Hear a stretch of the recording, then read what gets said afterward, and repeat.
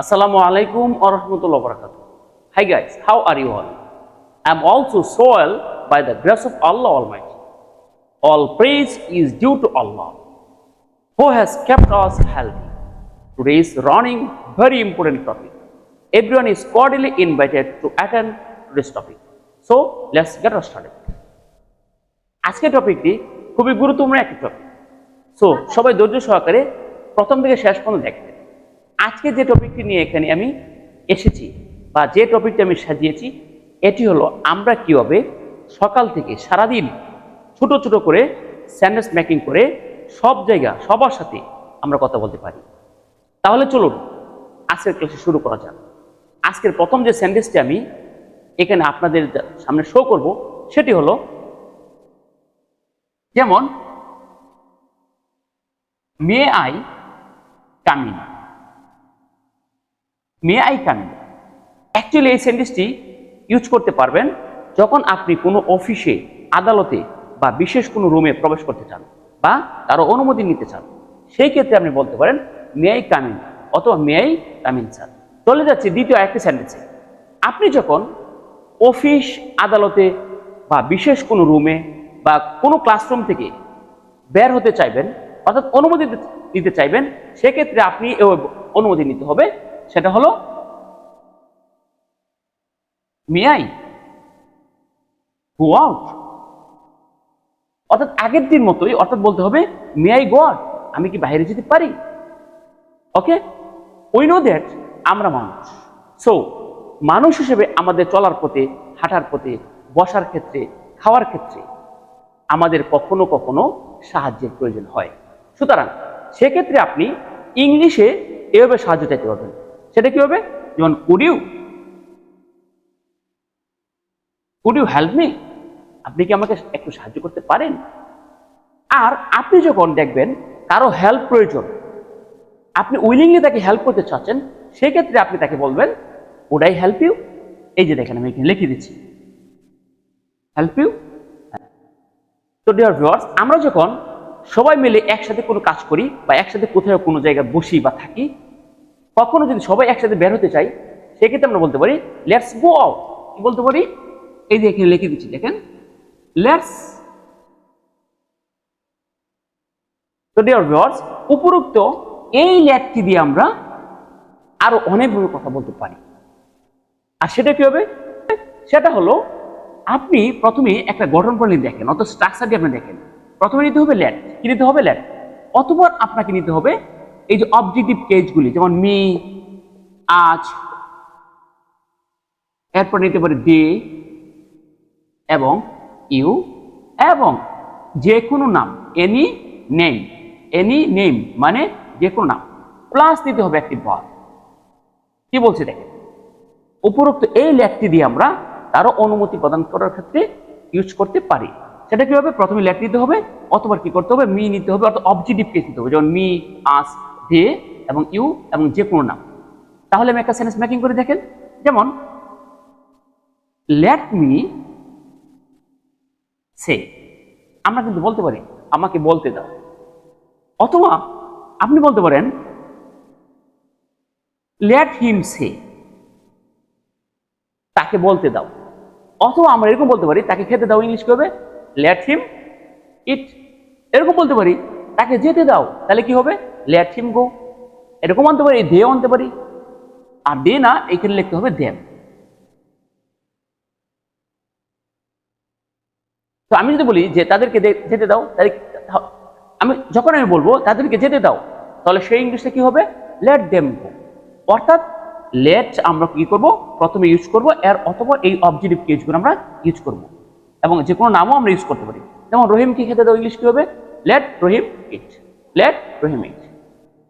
তো dear viewers, আবার subject শুরুতে রেখে লেট দিয়ে অনুমতি দেওয়া অর্থ প্রদান করা হয়। আমি আবারও বলছি, সাবজেক্ট শুরুতে রেখে লেট দিয়ে অনুমতি দেওয়া অর্থে ইউজ করা যায়। যেমন আমরা প্রথমে সাবজেক্ট লিখতে পারি, যেমন মনে করেন এরকম লিখতে পারি, যেমন আই লেট হিম গো, তখন অর্থ হবে আমি তাকে যেতে দিই। এরকম যদি বলি যে হি লেটস দেম গো, সে তাদেরকে যেতে দেয়। অর্থাৎ আমরা এরকম বলতে পারি, প্রথমে সাবজেক্ট নিব অথবা কি করব, এই সাবজেক্টের পর লেট ইউজ করব, তখন কিন্তু কি হবে, অনুমতি দেওয়া অর্থ প্রকাশ করা হবে। সো আমরা এই লেটের ইউজ ভালো করে দেখে নেব। তো ডিয়ার ভিউয়ার্স, অনেক সময় দেখা যায় কারো কোনো কথা বা কাজে বিরক্ত হলে সেই ক্ষেত্রে আমরা বলতে পারি what's your problem, what's your problem, অর্থাৎ তোমার সমস্যাটা কি। আমরা সবাই কথার শেষে একটা ডায়লগ দিয়েই থাকি, সেটা হলো কি, ঠিক আছে। তাহলে সেটা আমি ইংরেজিতে কি বলতে হবে, সেটা আপনি বলবেন ইটস ওকে, ঠিক আছে। কোন জিনিসকে শনাক্ত করার জন্য বলতে পারি হোয়াট ইজ দিস, আমরা বলি না এটা কি, তাহলে ইংলিশে কি বলবেন আপনি, হোয়াট ইজ, মানে এটা কি। ডিয়ার ভিউয়ার্স, কাউকে যখন আপনি সাবধান করবেন বা সাবধান হতে বলবেন, তখন আপনি ইংলিশে কি বলবেন, সেটা হলো বি কেয়ারফুল। সেটা কি বলেন দেখি, বি কেয়ারফুল। চুপ করতে বলে কখনো কখনো এমন হয় যে আপনি চুপ থাকেন বা চুপ হন, তখন সেক্ষেত্রে ইংলিশে কি বলবো, বি কোয়াইট। দেখেন সেটা কি, আমরা কখনো কোনো জিনিস কিনতে যাই, সেক্ষেত্রে আমাদের কিছু দাম কষাকষি করার প্রয়োজন হয়, আর সেটা আমরা ইংলিশে বলতে পারি হাউ মাচ, মানে দাম কত। সেটা কি বলবো কি, হাউ মাচ। মানে তো ডিয়ার ভিউয়ার্স, আমরা যখন কোনো সময় ক্লান্ত হয়ে যাই, তখন আমরা সেটা ইংলিশে কি বলতে পারি, I am tired, I am tired, অর্থাৎ আমি ক্লান্ত হয়ে গিয়েছি। অনেক সময় দেখা যায় যে কোনো কাজে বা কোনো কথায় আমরা দুঃখিত হয়ে যাই বা বিরক্ত হয়ে যাই, সেক্ষেত্রে আমরা বলতে পারি আই এম ভেরি সরি। কি বলবো, আই এম সরি।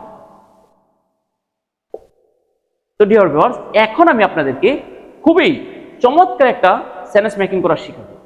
প্লিজ একটু ধৈর্য সহকারে এই সেন্টেন্স মেকিং করা অবশ্যই শিখে যাবেন। দেখেন আমি এখানে একটু লিখে রেখেছি, যেমন এখানে লিখেছি কি, নিজে ডট ডট অন্যকে ডট ডট দাও। অর্থাৎ অনেক সময় কিন্তু বলে থাকি নিজে শিখো অন্যকে শিখতে দাও। অনেক সময় কিন্তু বলে থাকি নিজে করো অন্যকে করতে দাও। নিজে লেখো, এই যে অর্ডার, এই যে এখানে কি হবে, ভার্ব বসতেছে, কিন্তু নিজে লেখো অন্যকে লিখতে দাও। খুবই চমৎকার একটা সেন্টেন্স না? তো সেটা আপনি ইংলিশে কিভাবে বলবেন, আর সেটা হলো আপনি এই গঠন প্রণালীতে করবেন। প্রথমে কি হবে, প্রথমে আপনি ভার্ব নিয়ে দেবেন। এই দেখেন প্রথমে আপনাকে কি করতে হবে, ভার্ব নিতে হবে, ভার্ব।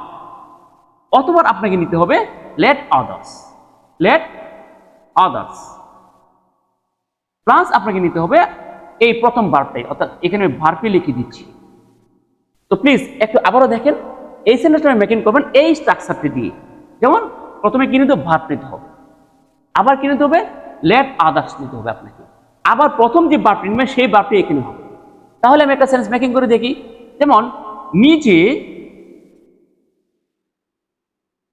শিখুন অন্যকে শিখতে দিন, অথবা এরকম বলতে পারতাম নিজে শিখো অন্যকে শিখতে দাও, তবু হইতো। আচ্ছা কি বলছি, প্রথমে ভার্ব হবে। আচ্ছা এখানে ভার্ব কোনটা বলেন দেখি, নিজে শিখো, শিখো কি বলেন, এই যে শিখো, শিখতে বা শিখো, এগুলি কি ভার্ব। তাহলে শিখা ইংলিশকে আমরা লার্ন, LEARN, লার্ন।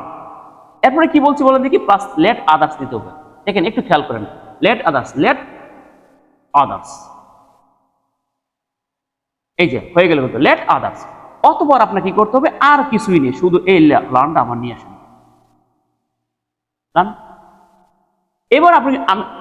এবার আমি যদি আপনাকে বলি নিজে লেখো অন্যকে লিখতে দাও, তাহলে কিভাবে করবেন? তাহলে ওই যে নিজে লেখো, লেখা কিন্তু এখানে ভার্ব, তাই না? তাহলে কি হবে, রাইট, লেট আদার্স রাইট। নিজে খাও অন্যকে খেতে দাও, ইংলিশ কি হবে, নিজে খাও অন্যকে খেতে দাও। এখানে ভার্ব কোনটা, খাও, তাহলে কি হবে, ইট, লেট আদার্স ইট। খুবই চমৎকার না? ও ডিয়ার ভিউয়ার্স, আমি আর আজকে সামনে যাচ্ছি না। আল্লাহ হাফেজ, আসসালামু আলাইকুম ওয়া রাহমাতুল্লাহ।